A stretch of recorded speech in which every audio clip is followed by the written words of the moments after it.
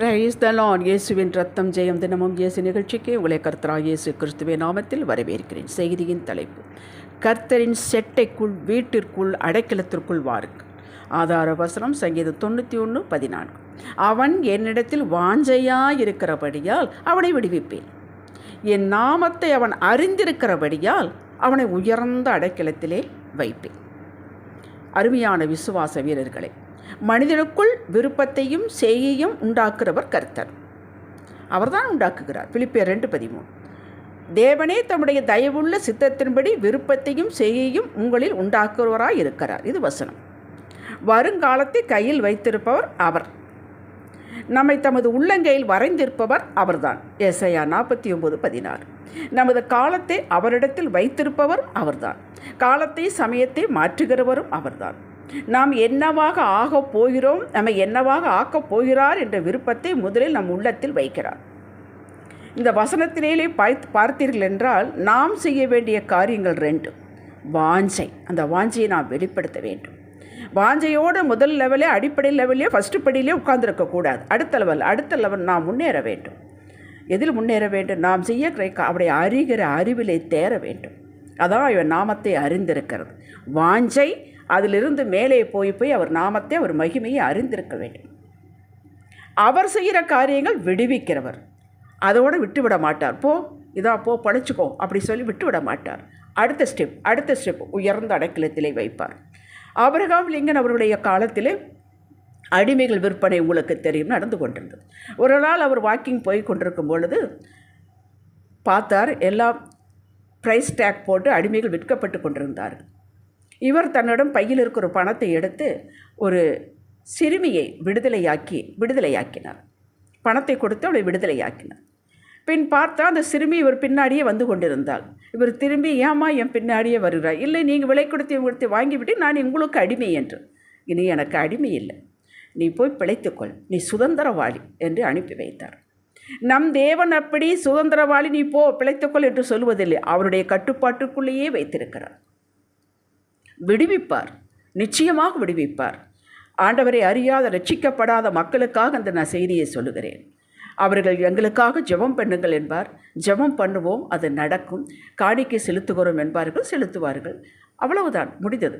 அதுக்கப்புறம் மறுபடியும் வரும் பொழுது அந்த வாஞ்சியை தெரிவிப்பார்கள். அது முதல் படிக்கட்டிலேயே நின்று விடுவது. அப்படி இருக்கக்கூடாது. அடுத்த லெவல் முன்னேறுங்கள். நாம் செய்ய வேண்டிய காரியங்கள், நீங்கள் செய்ய வேண்டிய காரியங்கள் 2, அவர் செய்ய வேண்டிய காரியங்கள் ஏராளம். ஆனால் 2 தலைப்பில் கொடுக்கிறார். விடுவிப்பேன், அடைக்கலத்தில், உயர்ந்த அடைக்கலம். அவர் தான் உயர்ந்த அடைக்கலம். அவர் பொக்கிஷத்துக்குள், அவருடைய சுகத்திற்குள், அவருடைய சமாதானத்திற்குள், அவர் சந்தோஷத்துக்குள் நம்மை வைப்பார். அதை காட்டில் உயர்ந்த அடைக்கலம் எங்கேயும் கிடையாது. ஹல்லேலூயா. அந்த உள்ளத்தில் இந்த வாஞ்சையை வைத்து அதற்கேற்ற செயல்களை ஈடுபட வைத்து வாய்ப்புகளை கொடுத்து அந்த விருப்பத்தை இன்னும் முடுக்கி உற்சாகப்படுத்தி அப்படியே நம்மளை ஆக்குகிறார். இது அவருடைய வேலை. நம்மை குறித்து அவர் சித்தம் நிறைவேறுகிறது. உதாரணம் சொல்லுகிறேன். பாடகராக வேண்டும் என்ற ஒரு விருப்பம் பிள்ளைகளுக்கு. பெற்றோரை நீங்கள் டாக்டர் ஆக வேண்டும், என்ஜினியர் ஆக வேண்டும் என்று வற்புறுத்தி குடும்ப தேவைகளை சொல்லி அதில் இறக்குகிறார்கள் என்று வைத்துக்கொள்வோம். அவனுக்கு அதில் விருப்பம் இராது. அவர்கள் சொல்லிவிட்டார்களே என்று படிப்பான். காலப்போக்கில் கல்லூரியிலையோ வேறு எங்கேயோ பாடக்கூடிய ஒரு சான்ஸ் கிடைக்கும்போது இதை கர்த்தர் அற்புதமாக வாய்க்க செய்கிறார். அந்த தாளந்தை வெளியே கொண்டு வருகிறார். இவனும் அறிய, மற்றவர்கள் யாவரும் அறிய வாய்க்க செய்கிறார். இவனுக்குள் அந்த தாளந்து உயிர் கொண்டு விட்டது. இப்போது நிறைய வாய்ப்புகள் பிடித்து கொண்டார். மற்றவர்களின் பாராட்டு இவைகளெல்லாம் ஊக்குவித்து இப்போது அற்புதமான பாடகராக மற்றவர்களை மெய்வெளிக்க, மற்றவர்களை பக்தியின் வழிக்கு இழுக்கவும் வளர்க்கவும் வாய்ப்பு கிடைத்து விட்டது. பாடகர்களின் சரிதியை கேட்டுப்பாருங்கள். பெரும்பாலான பாடல்கள் இப்படித்தான் வந்திருப்பார்கள். ஆண்டவருடைய சித்தம் நிறைவேறிவிட்டது. இது ஒரு வகை. இன்னும் ஒரு சிலருக்கு தாங்கள் பாடகர் ஆக வேண்டும் என்றே முதலிலேயே ஆசை, விருப்பம். ஆனால் தேவனுடைய சித்தம் வேறு. அவர் என்ன சித்தம் உள்ளே வைத்திருக்கிறார் என்பது இவர்களுக்கு கண்டுபிடிக்க தெரிவதில்லை. ஆனால் பாட்டு வராது. எத்தனை பாட்டுகள், எத்தனை ராகம் கொடுத்தால் ஒரே ராகத்தில் தான் பாடுவார்கள். ஆனால் இவர்கள் சொன்னால், இவர்கள் பேசினால் கேட்போருக்கு ஒரு கிடைக்கும். அப்புறம் இவர்கள் பிடித்து கொண்டார்கள். இவரிடம் வருகிறார்கள் நிறைய பேர், நீங்கள் எனக்கு ஒரு கவுன்சிலிங் சொல்லுங்கள் என்று. இப்படி சொல்லி இப்பொழுது தேவ சித்தத்துக்கு நேராக திரும்பி, ஏன்னா அது வாய்க்கிறது. ஆண்டவருடைய சித்தம்தான் வாய்க்கும். அவர் என்ன கருவிலே வைத்தாரோ அதற்குத்தான் சந்தர்ப்பங்களை கொடுப்பார். அதை நாம் வெளிப்படுத்தும் பொழுது, வளர்க்கும் பொழுது அது அமோகமாக வளர்கிறது. இப்படித்தான் அவருடைய சித்தத்தை நிறைவேற்றுகிறார். இவைகளெல்லாம் தேவனுடைய சித்தம் நம்ம நிறைவேறுவதற்கான படிகள். இது அவரவர்களுக்குத்தான் தெரியும். தேவன் தன்னிடம் வருவதற்கு எல்லாருக்குள்ளும் விருப்பம், வாஞ்சை, ஆவல், விசுவாசம் வைக்கிறார். எபிரேயர் 12:1 விசுவாசத்தை துவக்கிறவரும் முடிக்கிறவரும் ஆகிறார் இயேசு. எல்லா ஆத்துமாக்களும் என்னுடையது என்கிறார். சங்கீதம் 145:9 கர்த்தர் எல்லாரும் மேலும் தெய்வம் படைத்த அத்தனை மக்கள் தன்னிடம் வர வேண்டும் என்றுதான் ஆசை. அதனால தான் கருவிலே வைத்து விட்டார். அவர் இரக்கங்கள் அவருடைய எல்லா கிரியையிலும் மேலுள்ளது. என்ன கிரியை? தன்னை தடவையாயிலும் கண்டுகொள்ள வேண்டிய ஒரு விருப்பத்தை, வாஞ்சி எல்லாருக்குள்ளும் வைத்திருக்கிறார். பின் ஏன் எவ்வளவு எடுத்து சத்தியத்தை பிரசங்கித்தாலும் பலருடைய மனம் ஏற்றுக்கொள்வதில்லை? காரணம், பொல்லாங்கன் சாத்தான் அவர்கள் மனதை இருட்டடிப்பு செய்திருக்கிறார். ஏசாயா 60:2 வாசியுங்கள். இதோ இருள் பூமியும் காரில் ஜனங்களையும் மூடும், ஆனால் உன்மேல் கர்த்தர் உதிப்பார்.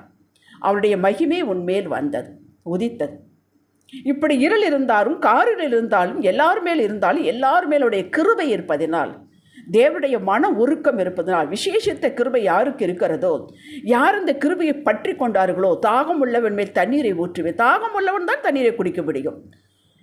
அப்படிப்பட்ட தாகம் உள்ளவர்கள் அந்த வாஞ்சையை வெளிப்படுத்துகிறார்கள். எவர்கள் மீது அழைப்பு இருக்கிறதோ அவர்கள் இந்த வாஞ்சியை வெளிப்படுத்த தேவன் உதவி செய்கிறார். இவர்கள் தான் தெரிந்து கொள்ளப்பட்டவர்கள். நானும் நீங்கள் இப்படித்தான் இதில் வந்திருக்கோம். இந்த வாஞ்சியை இவர்கள் வெளியே சொல்ல முடியாமல் அனல் போலே உள்ளேயே வைத்து கொண்டிருக்கிறார்களோ, இவர்களை தம்மிடத்தில் வர முடியாதபடி தடித்து கொண்டிருக்கும் தடைகளை நொறுக்கி நீக்கி வெளியேற்றி பாதையை முதலில் அமைத்து கொடுக்கிறார். இது அவர் செய்யக்கூடிய முதல் படி. இதுதான் விடுவிப்பது.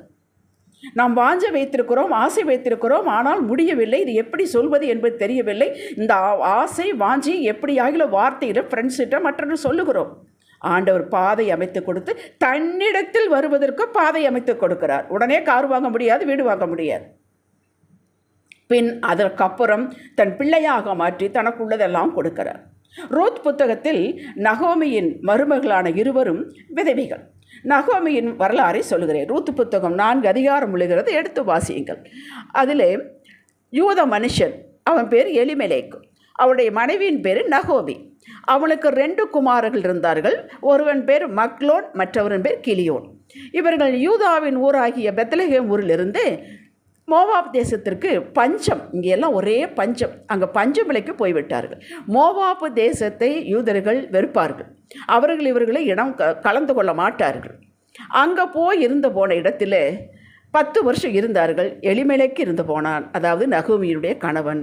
நகோமியுடைய 2 மகள்களை இழந்து போனார்கள். அதற்கு முன்பாகவே அந்த 2 பசங்களுக்கு மோவாபிய பிள்ளைகளை திருமணம் செய்திருந்தார். அவள் பேர், ஒருத்தி பேர் ஒர்பால், இன்னொருத்தி பேர் ரூத்.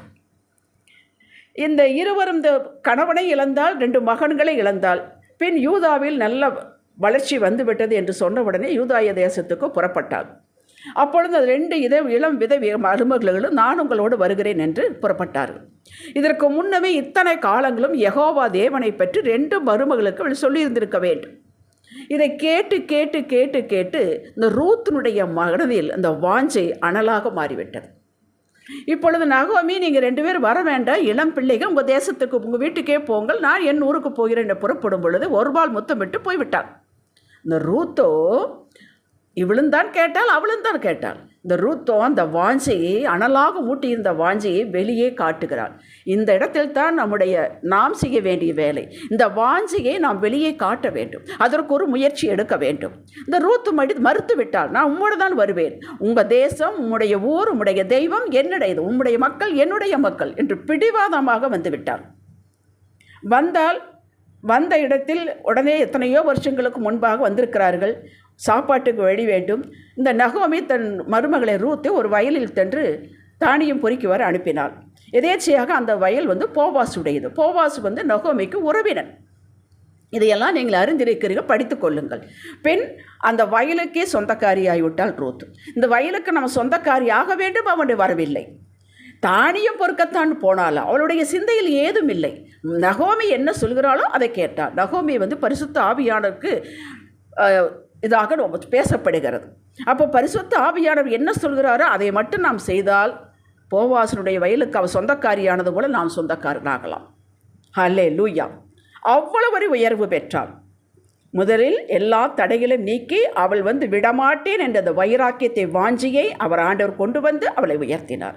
அப்படித்தான் ஒரு ஒரு ஒரு ஒரு நபருக்கும் ஆண்டவர் உயர்த்துவார். யோசுவா 2ஆம் அதிகாரத்தில் ஒரு நிகழ்ச்சி வருகிறது. யோசுவா அந்த தேசம் எப்படி இருக்கும் என்று சொல்லி எரிகோவுக்கு முன்பாக அனுப்பி வைக்கிறார். அந்த எரிகோ தேசத்தை வேவு பார்க்க போன 2 பேர்கள் ஒரு வீட்டுக்குள் போகிறார்கள். இருட்டாகிவிட்டது. அந்த ராஜா கண்டுகொள்வார்கள். இவர்கள் வேவாவுக்கு வந்தவர் என்றால் உயிரையே வாங்கி விடுவார்கள். அவர்கள் ஒரு வீட்டுக்குள் போய் தங்கினார்கள். அது வேசியனுடைய வீடு, ராகாபினுடைய வீடு. அவள் இவர் 2 பேரையும் பத்திரமாக பாதுகாத்து அதை படித்து கொள்ளுங்கள், பின் அனுப்பி விடுவாள். அவள் இவர்களிடம் சொன்னதை கேளுங்க. கர்த்தர் உங்களுக்கு தேசத்தை ஒப்பு கொடுத்தார் என்றும், உங்களை பற்றி எங்களுக்கு திகில் பிடித்திருக்கிறது என்றும், உங்களை குறித்து தேசத்து குடிகள் எல்லாம் சோர்ந்து போனார்கள் என்றும் அறிவேன் என்கிறாள். அந்த ராகாப் சொல்கிறாள், இந்த எரிகோ தேசம் உங்களுடையதுதான். நீங்கள் வெளியே இருக்கிறீர்கள், நீங்களெல்லாம் அடைத்து விட்டார்கள், கோட்டையை அடைத்து விட்டார். ஆனால் தேசம் உங்களுடையது என்று எனக்கு தெரியும். உங்கள் தேவன் அப்படிப்பட்ட தேவன் என்று இன்னும் நிறைய சொல்கிறார். எமோரியன் ராஜாவுக்கு நடந்தது, பாசானின் ராஜாவுக்கு நடந்தது, இதெல்லாம் நாங்கள் கேள்விப்பட்டு எங்கள் திகில் பிடித்திருக்கிறது. எங்களுக்கும் உங்கள் தேவனாகிய கர்த்தரே உயர வானத்திலும் கீழே பூமியிலும் தேவனானவர் என்றால், என் குடும்பத்திற்கு அப்படி நீங்கள் பிடித்து கொள்ளும்படி என் குடும்பத்துக்கு தயவு செய்யுங்கள், எங்களை தப்பித்து விடுங்கள், எல்லாரும் நொறுக்கி விடுவீர்கள், ஆனால் இந்த குடும்பத்தை மட்டும் கொஞ்சம் தப்பித்து விடுங்கள் என்று மட்டும் கேட்டாள். அதே போல் உங்களுக்கு எல்லாம் தெரியும், எரிகோ கோட்டை விழுந்தது, உள்ளே போனார்கள், அந்த குடும்பத்தை மட்டும் பாதுகாத்தார்கள். பின்னாளில் அந்த குடும்பம் யூதாயா தேசத்தோடு இணைந்தது. அவளுக்கு பிறந்தது தான் இந்த போவாஸ். இப்போ நான் முன்னாடி பார்த்தோமே அந்த போவாஸ். அவள் வந்தால் இங்கேயே குடியாகிவிட்டாள். எப்பேற்பட்ட உயிர் பாருங்கள், வேசியாக இருந்தவளுக்கு. ஹல்லேலூயா.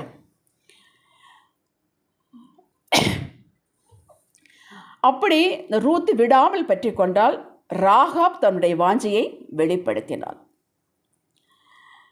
பல பேர் தேவையின் அடிப்படையில் அவர் நாமத்தை அறிந்து செய்வார்கள் என்று அந்த வாஞ்சையை நான் ஏற்கனவே உங்களுக்கு சொன்னேன். அந்த வாஞ்சை விசுவாசமாக வார வேண்டும். அந்த விசுவாசத்தின்படி உங்களுக்கு எல்லாம் நடக்கும். அந்த விசுவாசத்தை நாம் வெளிப்படுத்த வேண்டும், பேச வேண்டும். கிரியையில்லாத விசுவாசம் செத்தது.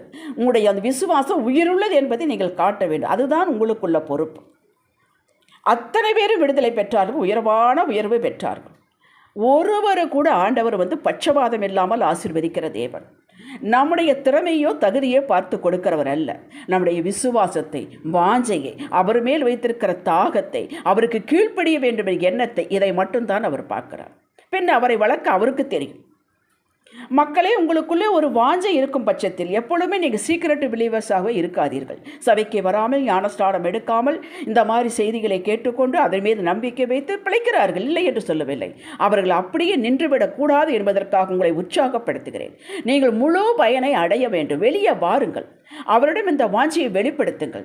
யாரையும் குறித்து பயப்படாதீர்கள், மனிதர்களுக்கு பயப்படாதீர்கள். அப்படிதான் சங்கீதம் சொல்லுகிறது, நீர் எங்கு சகாயர், நீர் என் பட்சத்தில் இருக்கிறீர், நாங்கள் உம்மை நம்பி இருக்கிறோம், பயப்படும் மனுஷன் எங்களுக்கு என்ன செய்வான் என்று கேட்கிறார். அப்படி மனிதர்களுக்கு பயப்படாதீர்கள். கர்த்தர் உங்களோடு இருக்கிறார். பரலோகமே உங்களுக்கு பேக்கப் கொடுக்கும். நீங்கள் அந்த வாஞ்சியை மட்டும் வெளிப்படுத்தல். ஒரு ஸ்டெப் எடுத்து வையுங்கள், ஒரு முயற்சி எடுத்து வையுங்கள். ஒரு நாள் சபைக்கு போகுங்கள், ஒரு பைபிள் வாங்கி வாசியுங்கள், ஜெபியுங்கள், மண்டியிட்டு ஜெபியுங்கள். சின்ன சின்ன முயற்சி எடுங்கள். ஆண்டவர் பலமாக உங்கள் மேல் இறங்குவார். தொடர்ந்து ஜெபியுங்கள்.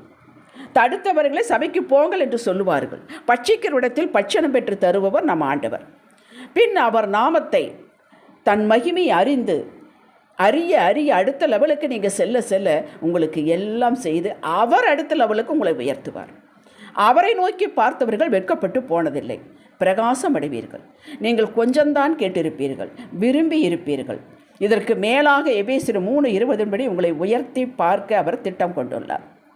உள்ளே இருக்கும் கர்த்தரை, அந்த உள்ளே உங்களை வாஞ்சையை இருதயத்துக்குள் வைத்து மூடி யாருக்கு சொல்லாமல் இருக்கிறீர்களே, அந்த வாஞ்சியை அனல் மூட்டி எழுப்புங்கள். அவரை அறிவில் தேடுங்கள். எப்படி தேடுவது? தொடர்ந்து இப்படிப்பட்ட செய்திகளை கேளுங்கள். முறையாக வேதத்தை வாசியுங்கள்.